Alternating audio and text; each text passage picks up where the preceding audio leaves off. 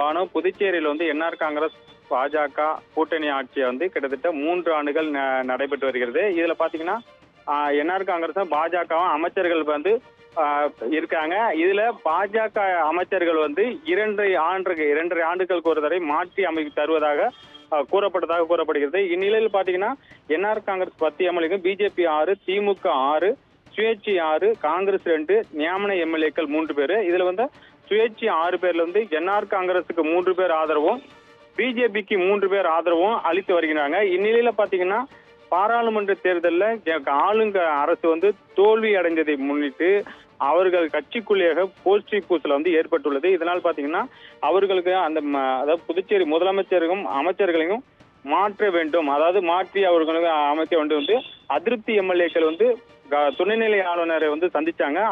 அதுக்கு அடுத்து 2 நாள் சென்று டெல்லியில் வந்து தற்பொழுது அங்க வந்து முகாமிட்டு இருக்கிறாங்க. அதுல பாத்தீங்கன்னா நேற்று முன்தினம் சென்றவர்கள் வந்து நாடாளுமன்ற கூட்டத்தில் வந்து தலைவர்கள் பங்கேற்றனால அவர்களை சந்தித்து பேச முடியாத நிலையில வந்து இன்று வந்து தேசிய தலைவர் ஜே.பி. நட்டா, அமைச்சர் மேக்பால் ஆகியோரை சந்தித்து தங்கள் புகார்களை தெரிவிச்சிருக்காங்க. அப்பொழுது வந்து தேசிய ஜனநாயக கூட்டணி என்ஆர் காங்கிரசும் பாஜகவும் புதுச்சேரி வந்து கூட்டணி ஆட்சி அமைத்து நடைபெற்று வருகிறது. இந்த நிலையில் வந்து என்ஆர் காங்கிரஸ் கூட்டணி இருக்க பாஜக வெளியேற வேண்டும் என்றும் அதிருப்தி சட்டமன்ற உறுப்பினர் ஜே.பி. நட்டாவிடம் வந்து தெரிவிச்சிருக்காங்க.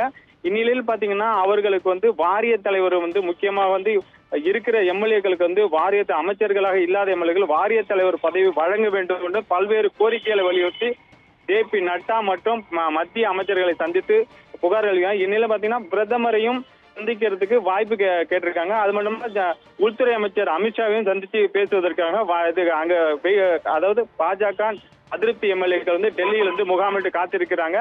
புதுச்சேரி அரசியல் வட்டாரத்தில் வந்து பாஜக சட்டமன்ற கல்யாண சுந்தர் வந்து புதுச்சேரி அரசு கொடுத்த ஆதரவை வாபஸ் வாங்க வேண்டும் என்று தெரிவித்ததாகவும் தகவல் வெளியாகி இருக்கு. அதனால பாத்தீங்கன்னா புதுச்சேரி வந்து என்ஆர் காங்கிரஸ் பாஜக கூட்டணி ஆட்சி வந்து நீடிக்குமா நீடிக்காத என்று கேள்விக்குறியாக உள்ளது பானு.